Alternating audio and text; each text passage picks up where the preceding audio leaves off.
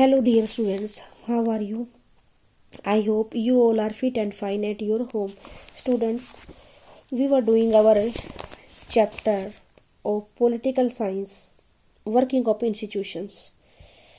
Students, we have done this chapter till here, and we are starting today from here. Why do we need a parliament, हमको एक parliament की ज़रूरत क्यों पड़ती है भाई? ये तो बहुत ज़रूरी है, और पार्लियामेंट तो एक मंदिर की तरह है किसी भी डेमोक्रेसी के लिए, और बहुत अच्छी चीज़ है और पावरफुल भी है। तो हमारे इंडिया में तो ये बहुत ज़्यादा पावरफुल है, कोई भी कानून बनेगा यहीं से बनेगा।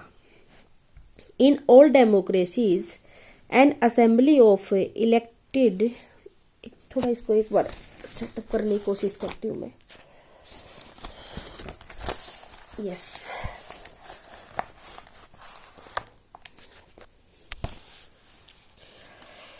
In all democracies, an assembly of elected representatives exercise supreme political authority on behalf of the people। हाँ, सभी की डेमोक्रेसी, जो भी डेमोक्रेसी है, मतलब इंडिया में ही नहीं, बाहर भी डेमोक्रेसीज हैं कई कंट्रीज में, आजकल तो काफ़ी सारे कंट्रीज में ही हैं। तो सारी की सारी जो डेमोक्रेसीज हैं उनमें एक असेंबली होती है, N assembly of elected people, elected representative exercise supreme political authority on behalf of the people. ये एक ऐसी असेंबली होती है जहां पर कौन जाएंगे? इलेक्टेड, इलेक्टेड का मतलब जो वोटों से जीत के गए हो। रिप्रेजेंटेटिव, वही उनको रिप्रेजेंटेटिव बोलते हैं, क्योंकि वो एक जनता का प्रतिनिधित्व कर रहे होते हैं, तो वो रिप्रेजेंटेटिव होते हैं, यानी कि जनता की पसंद के कैंडिडेट होते हैं, इसलिए उनको रिप्रेजेंटेटिव बोलते हैं।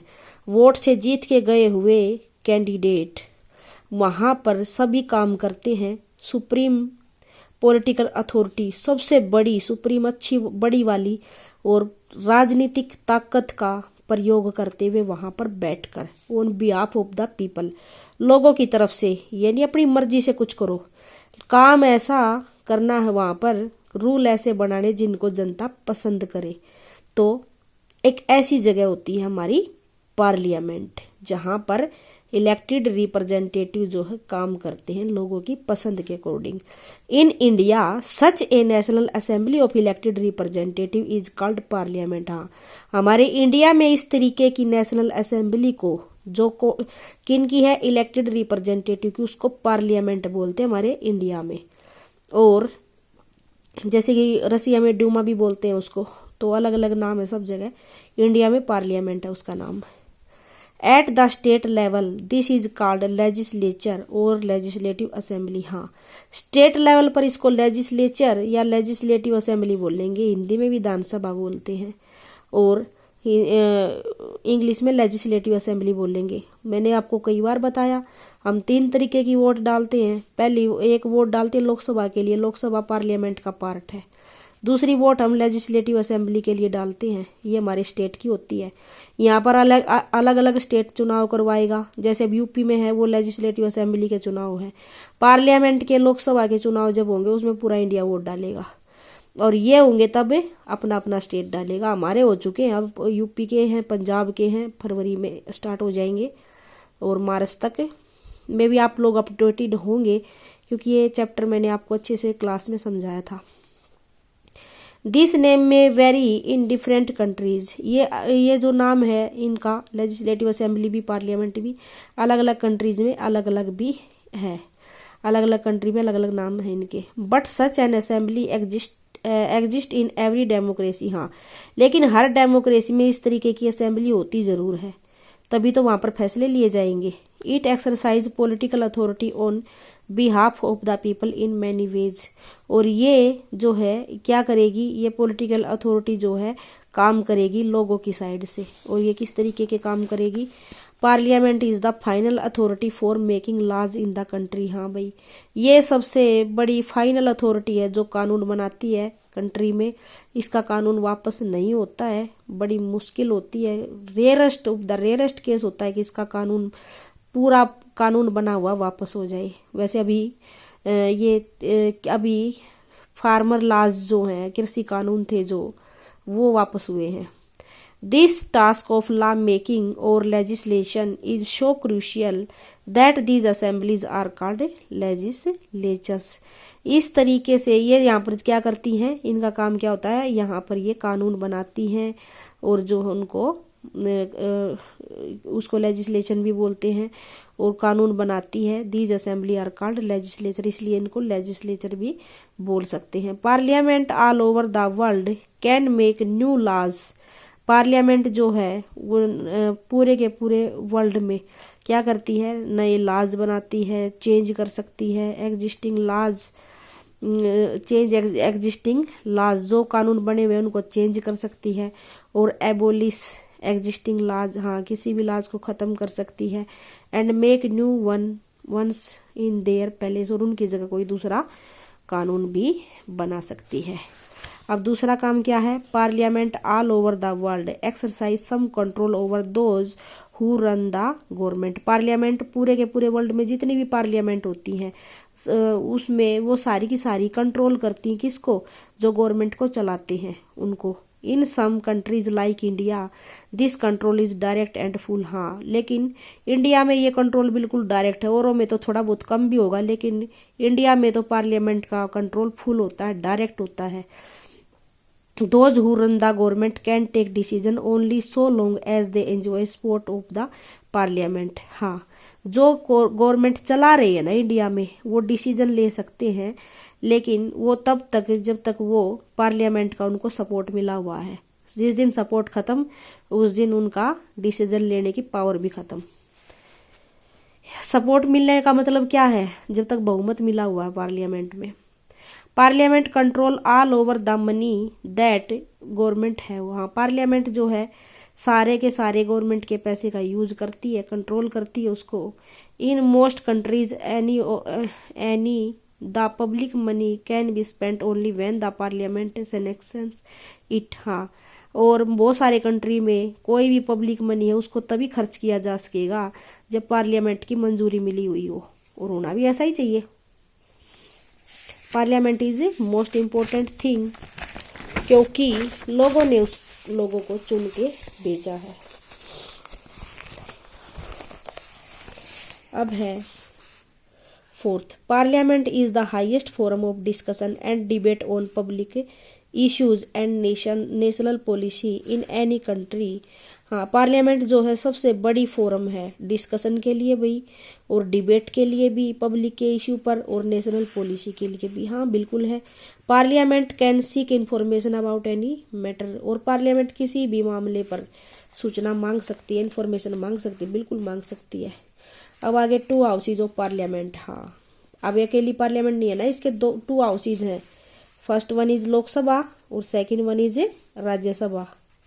लोकसभा और राज्यसभा दो हैं, और इसके मेंबर होते हैं 552 और इसके होते हैं 250, और फिलहाल इसके जो हैं अभी ये मैक्सिमम इतने हो सकते हैं, लेकिन फिलहाल 545 ही हैं, और ये में भी 245 है, 250 है ये तो। अब आगे, since the parliament plays a central role in modern democracy. हाँ जो पार्लियामेंट है वो क्या कर रही है, एक सेंट्रल रोल प्ले कर रही है मॉडर्न डेमोक्रेसी में। हाँ बिल्कुल कर रही है। Most large countries divide the role and power of the parliament in two parts. हाँ बहुत सारे बड़ी बड़ी कंट्रीज ने अब क्या कर रखा, divide the role and power of the parliament. हाँ पार्लियामेंट के रोल को और पावर को डिवाइड कर रखा है दो पार्ट में, जैसे हमने भी लोकसभा और Rajya Sabha. They are called chambers और हाउसेज। इनको या तो चैम्बर्स बोल दो या हाउसेज बोल दो, कुछ भी बोल दो। One house is usually directly elected by the people and exercises the real power on behalf of the people. One house क्या है, वो directly elected by the people. हाँ उसको लोग डायरेक्टली इलेक्ट करते हैं, क्योंकि हमने कभी राज्यसभा की वोट नहीं डाली, इसकी वोट नहीं डालते हम, लोकसभा की डालते हैं सिर्फ। और इसके दो इसके चैम्बर हो गए, लेकिन हम सिर्फ एक की डालते हैं। ऐसा क्यों भाई, ऐसा ही है। इसका तरीका अलग है, इसका तरीका अलग है। हम डायरेक्ट वोट इसकी डालते हैं, इसकी वोट हमारी वोट इसके पास अपने आप चली जाती है, वो तरीका दूसरा है। बस मैंने बोला मैं 3 तरह की वोट डालते हैं। ये सबसे बड़े टाइप का इलेक्शन है जो हम डालते हैं। ये 2019 में हुआ था, अब ये 2024 में होगा। कहाँ तक आ गए थे?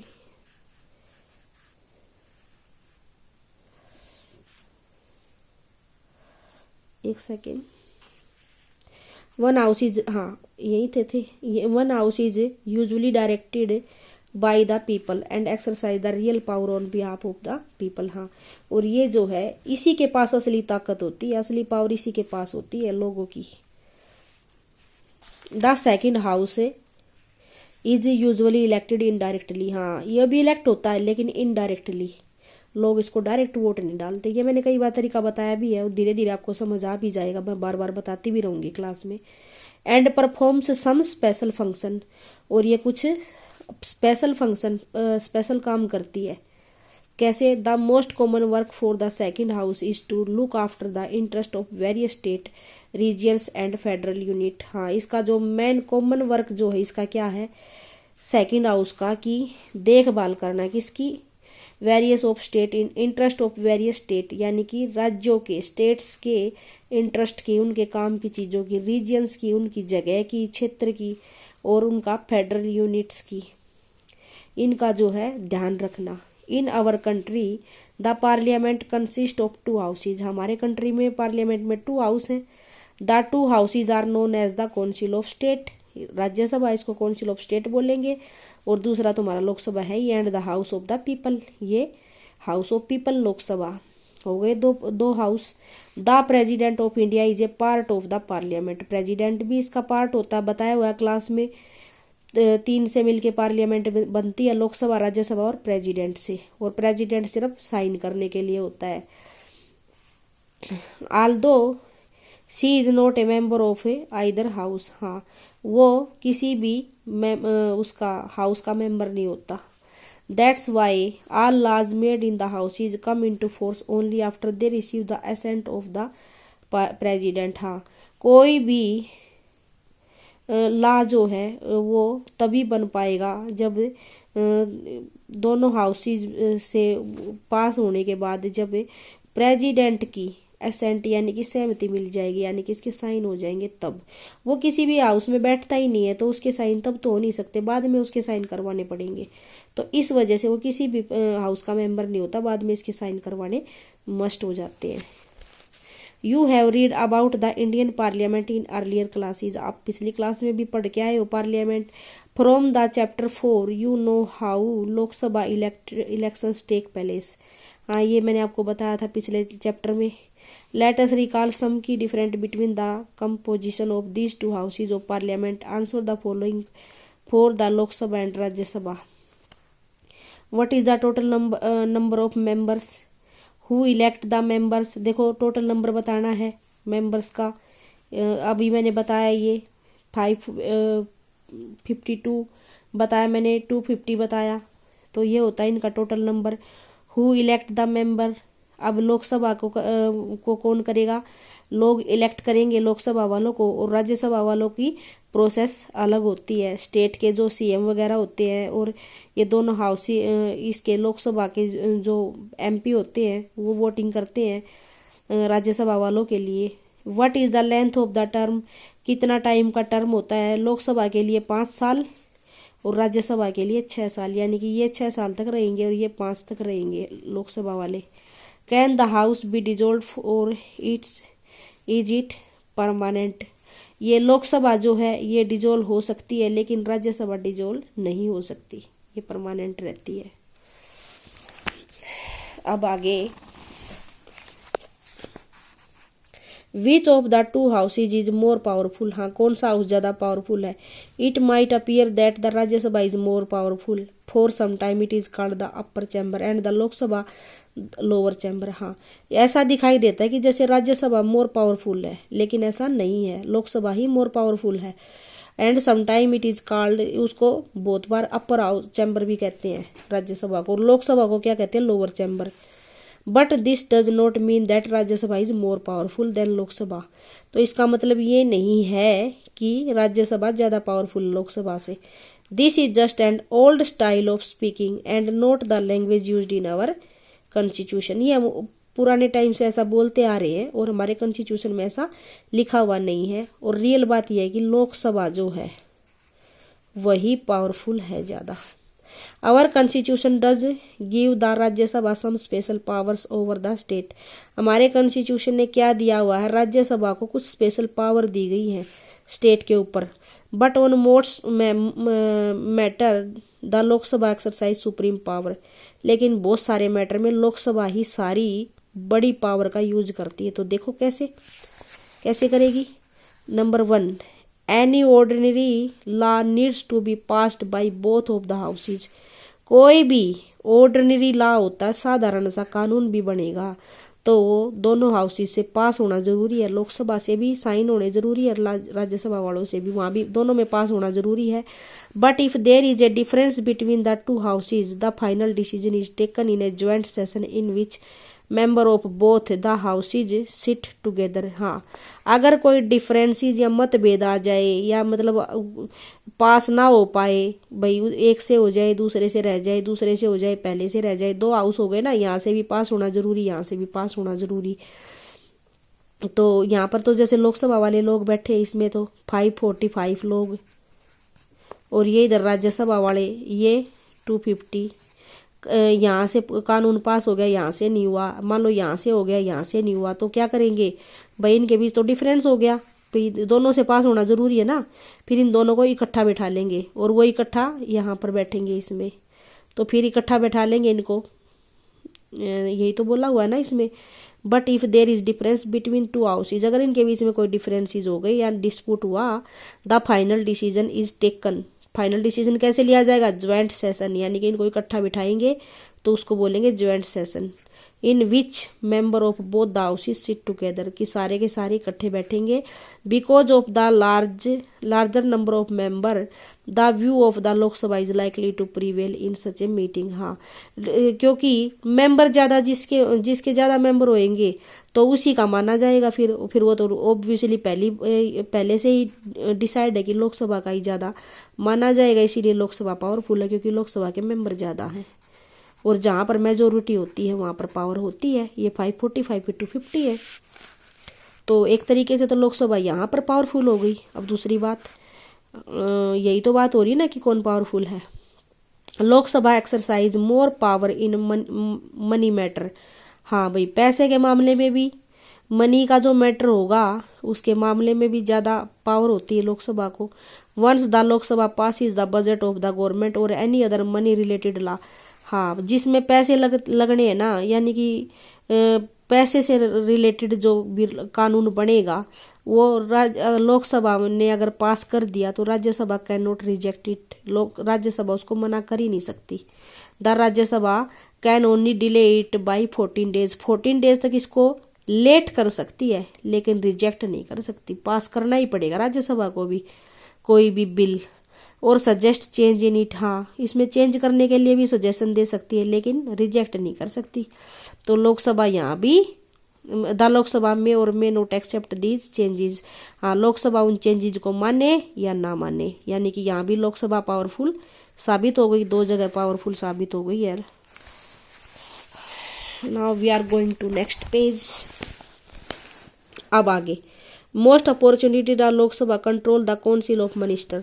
Only a person who enjoys the support of the majority of the member in the Lok Sabha is appointed the Prime Minister। हाँ, एक बहुत ज्यादा इंपॉर्टेंट बात ये कि लोकसभा जो है मिनिस्टर्स की काउंसिल को भी कंट्रोल करती है।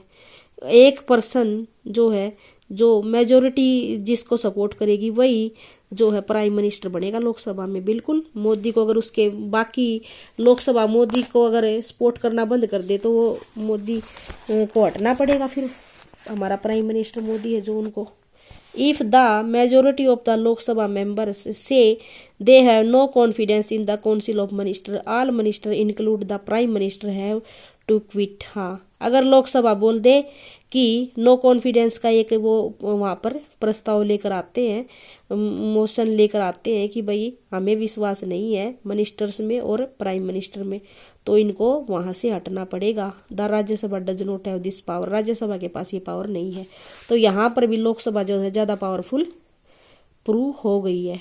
तो स्टूडेंट आज रखते हैं यहाँ तक, आगे का नेक्स्ट वीडियो में करेंगे। Thank you students, have a nice day.